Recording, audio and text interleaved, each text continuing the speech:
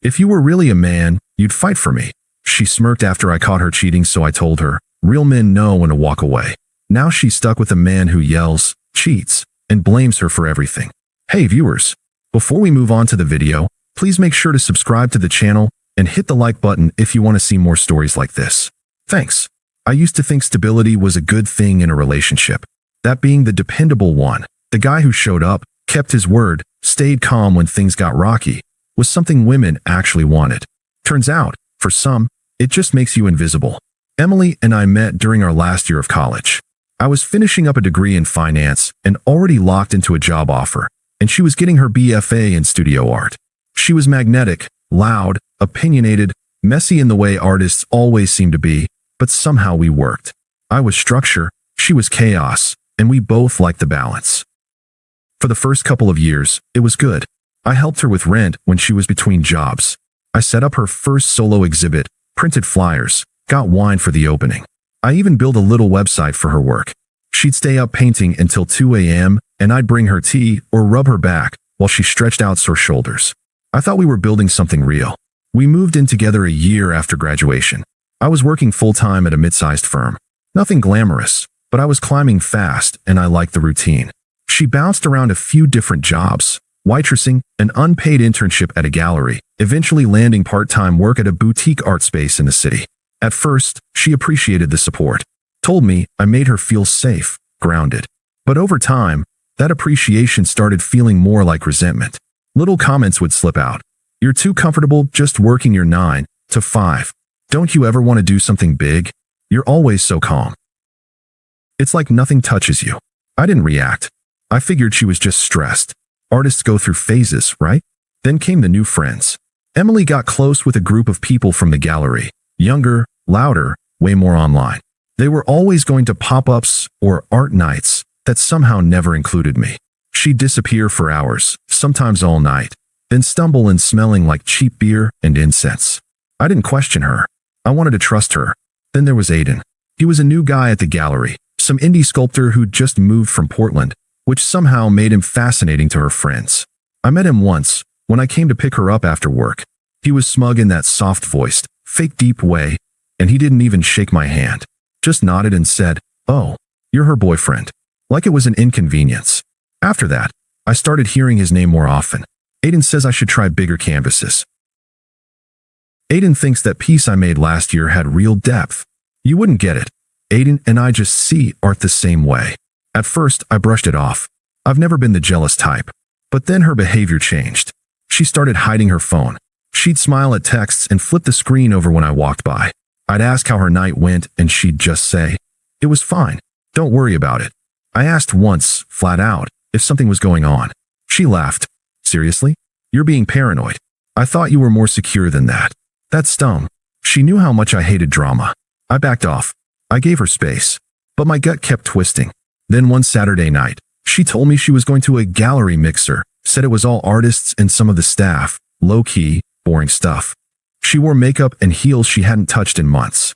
I watched her leave and told myself not to spiral. She didn't come home until 2 a.m. On Sunday, she was hungover and cagey. Barely said 10 words all day. I let it go. But on Monday, everything fell apart, thanks to a mutual friend. Jess is one of Emily's old college friends. We're not close, but she follows me on Instagram. Around lunch, I saw Jess had posted a story, a group of people clinking glasses on a rooftop bar. I tapped through lazily, until the fourth clip stopped me cold. Emily, sitting next to Aiden, her hand on his thigh, his arm behind her on the couch. The angle was unintentional. Jess had just been filming a toast, but it was enough. I stared at that image for a full minute. Then I took a screenshot. Then I sat back and said nothing. Not to her. Not to anyone. I just let the silence sit, and I waited. I waited 2 days before saying anything. Not because I was unsure. I was sure. I just wanted to watch her lie to my face before I left for good. Tuesday night, we were both home. She was curled up on the couch scrolling through her phone, acting normal. I sat across from her, pretending to watch TV. Every now and then, she'd glance over like she was checking if I was still in my little box, the quiet, dependable boyfriend. I waited until the credits rolled. "So," I said casually, "how was the gallery mixer Saturday?" She didn't even look up. "Fine. Just the usual. Kinda boring, honestly." I nodded. You said it was all artists and staff, right? Yeah. What? I pulled out my phone, opened the screenshot, turned the screen toward her, and held it in the space between us. She stared at it for a second, long enough to register what it was, before blinking slowly and leaning back. Wow. So you're spying on me now? I laughed once, sharp and dry. Spying? Jess posted it. You just forgot she follows me too. She scoffed and ran a hand through her hair, suddenly animated. Okay. First of all, that's out of context. We were just sitting close. It was loud. Your hand was on his leg, Emily. So what? She snapped. You never touch me like that anymore. I stayed calm. You never want me to anymore. Don't flip this. She stood up, pacing like she was building her defense in real time. You know what? Maybe if you actually made me feel something, I wouldn't need that attention. So you do need it from him. She stopped, halfway between the kitchen and the living room. Aiden sees me, she said. He doesn't just tolerate me. He listens, he pushes me creatively. I feel alive with him. With you? I feel managed. Handled. Like I'm a task you check off every day. I let that sink in. All those nights making her tea, backing her financially, listening to her vent about critics, job rejections, friend drama. All the little things she never saw as love. And then she smiled, not warmly. The kind of smile people use when they know they're hurting you and don't care. If you were really a man, she said, you'd fight for me. That was it. That line. That smug tone, like I was supposed to throw a punch or scream or cry. Like I should grovel and ask her what I needed to change. Like her betrayal was a test of my manhood. I stood up slowly, walked past her, and grabbed my backpack from the hall closet. I started putting things in it, just essentials. What are you doing? She asked. Getting out of your way. Wow, she sneered. So that's it? You're just going to leave? No fight. No nothing. I zipped the bag, slung it over my shoulder, and turned to her. Real men don't compete with liars, I said. They walk away. Her face shifted, smug to stunned in a second. You're being so dramatic. No, I said. I'm being done. I walked out the door and didn't look back. I got in my car, drove to my brother's place across town, and crashed on his couch. That night, she sent me 2 texts. Emily, you're overreacting. We didn't sleep together. Emily, please don't make this worse than it needs to be. I didn't answer. I just turned my phone off and slept like a rock for the first time in weeks. The next morning, I moved money out of our shared account and sent a polite email to our landlord asking to remove my name from the lease. I didn't need revenge. I just needed peace. The silence did all the talking. I didn't block her, not yet. I wanted her to sit with it, the emptiness where I used to be. No calls, no texts, no angry messages or dramatic, we need to talk. I didn't post anything online. I didn't go out of my way to look like I was thriving. I just disappeared. I moved into a small but clean 1-bedroom near my office. Bought a cheap couch, a bed frame, a kettle. No shared photos. No memories on the walls. Just space. Mine. The first week, she didn't reach out beyond those 2 texts. I think she expected me to cool off. Crawl back. Send a "can we talk?" or "I just want closure." That's what she'd gotten from guys before me. But I stayed quiet. By week 2, she started posting again. Photos of herself laughing at bars, cocktails in hand, with captions like, living, not apologizing. One picture had Aiden in it. Same rooftop, same smug grin. She leaned into him like nothing had happened. Like I'd never existed. At first, it hurt. I won't lie. Seeing her flaunt it like I was the problem made my jaw clench. But then I remembered. I'd already left. I wasn't in the game anymore. Then her stories started to shift. At first, there were tons of group selfies, drinks, parties. Then fewer. Then just solo photos with vague captions like, "People always disappoint you. Some things aren't worth saving." The real shift came when Jess, her old friend, the one who posted that rooftop story, messaged me out of the blue. I hadn't spoken to her in months. "Jess, hey, just checking in. You doing okay?" I kept it short. "Me, doing fine, thanks." "Jess, I didn't know she was seeing Aiden. Not when I posted that." "Sorry you had to find out like that." I didn't respond. She kept going. "Jess, for what it's worth, I don't think things are going great. He's not what she thought." Turns out, Aiden was more than just smug and broke. He was angry, controlling, always starting fights with people at the gallery, then blaming it on being misunderstood. Rumor was, he'd thrown a stool at someone after they criticized his work during an open studio night. Emily stopped posting him completely by week 5. She didn't tag him, didn't mention his name. Just more sad girl content, vague quotes, and quiet desperation disguised as independence. Then came the first text from her. Emily, hey, just thinking about you. I hope you're okay. I didn't answer. Left it on read. 3 days later, Emily, I've been doing a lot of thinking. About us. About everything. Can we talk? Just one coffee? Blocked. 2 more days passed. Then Jess messaged again. Jess. Okay, I'm not trying to get involved, but Emily's not okay.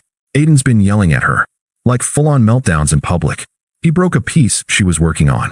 Smashed it in front of her. I waited a full minute before replying. Me. Then she should have valued me when I was there. No reply after that. But I know she saw it. Probably read it 10 times. I think that's when it really hit her. That I wasn't coming back. That she'd traded a partner for a parasite. A calm life for chaos. And now chaos wouldn't even return her texts without breaking something. She'd spent so long trying to make me feel small. Telling me I wasn't passionate enough, man enough, interesting enough. Now she had someone interesting. Someone wild. And she was drowning in it. Week 10 was when she finally snapped. It was a Saturday afternoon. I'd just finished a workout and was heading back up to my apartment with groceries when I saw her, Emily, sitting on the steps outside my building. Hair tied back messily, no makeup, hoodie too big for her frame. She looked like she hadn't slept. For a second, I almost didn't recognize her. Not because of how she looked, but because of how small she seemed. Deflated. Like someone had popped the balloon of whatever high horse she'd been riding. She stood up as I approached. Hey, she said, forcing a smile. I figured you wouldn't answer if I texted again. I said nothing, just moved to unlock the front door. She stepped in front of me, blocking it. Wait, please. Just 5 minutes. I didn't want a scene in front of neighbors, so I sighed and stepped back. Talk. She glanced down at the concrete before speaking. I messed up. I know. You didn't even try to stop me. You didn't fight for me. You didn't even ask why I did it. You made it pretty clear. You said I wasn't enough. That I didn't make you feel anything. What else was there to ask? She winced, like hearing her own words aloud hurt more than saying them. I was confused. I thought he got me. But he doesn't. He doesn't care. He just wants someone to worship him. He's angry all the time. He broke my laptop last week because I took too long to text back. I raised an eyebrow. And you want me to fix that? No. I mean, she stopped, clearly flustered. I miss how safe I felt with you. How steady things were. I didn't realize how good I had it until it was gone. There it was. The classic line. I'd seen it in 100 Reddit posts. Didn't realize what I had. She thought this was her moment to be the victim of her own bad choices. I shook my head. You didn't want safety. You wanted sparks. You wanted chaos. You thought calm meant boring. And now that chaos has a cost, you're crawling back. She stepped forward, lowering her voice like it would make it more intimate. I'm saying I made a mistake. Can't you see that? You said you loved me. I did.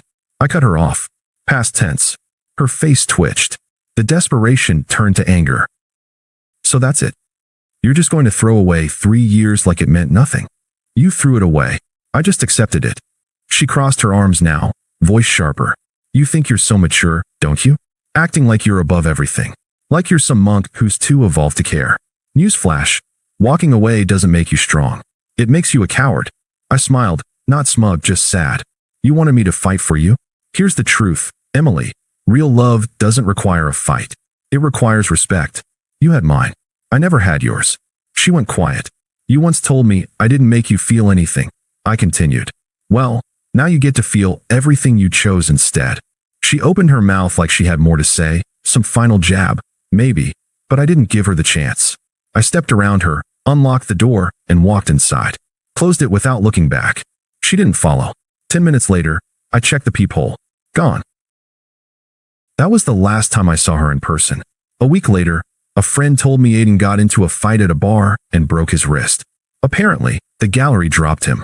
Emily moved back into her parents' house in the suburbs. Her Instagram? Deleted. Her art page? Gone. Mutual friends stopped mentioning her. One even said, she's just not the same anymore. Me? I kept moving forward. Promotions at work. A new apartment with real furniture. I started hiking again. Sleeping better. Living fully, not just surviving quietly. She made her choice. Now she's living with it. 6 months later, I got invited to a wedding. It was one of those delayed COVID weddings. A mutual college friend named Tyler finally tying the knot.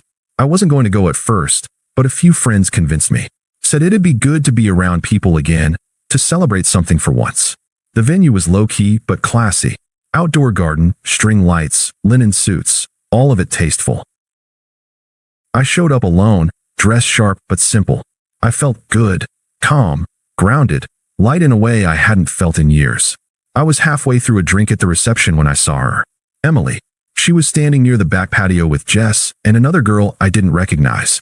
She looked thinner, not in a healthy way, in a life's been eating me alive way. Her hair had lost its usual shine. Her eyes darted around nervously, like she was looking for someone, or trying to avoid them. Her gaze landed on me. I held eye contact for 2 seconds, just enough for her to know I saw her. Then I turned back to the conversation I was in. No reaction, no smile, nothing. A few minutes later, Jess walked over alone. Hey, can I ask you something kinda awkward? I raised an eyebrow. Emily wants to talk to you. She said she just wants a minute. Closure or something. I sipped my drink. I don't think she's looking for closure, Jess. I think she's looking for a reset button. But tell her she already hit delete months ago. Jess sighed. Honestly, I don't blame you. She's not doing great. She told me Aiden was the worst mistake of her life. He emptied her savings, pushed away everyone who cared about her. And now he's got a new girl.